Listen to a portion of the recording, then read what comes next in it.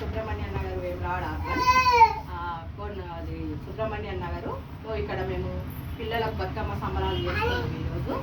ఇక్కడ తల్లులు కూడా ఇచ్చేసారు, వాళ్ళందరికీ కృతజ్ఞతలు. మాకు ప్రోత్సాహాన్ని ఇచ్చారు, వారికి మరీ పేరున కృతజ్ఞతలు చెప్తున్నాను.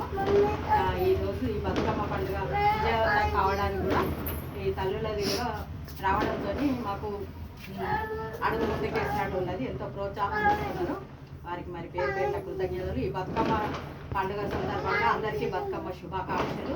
అందరు కూడా సుఖ సంతోషాలతో వర్ధిల్లాలని, ఆనందంగా జీవితాలు ముందుకు సాగాలని ఈ సందర్భంగా కోరుకుంటున్నాను.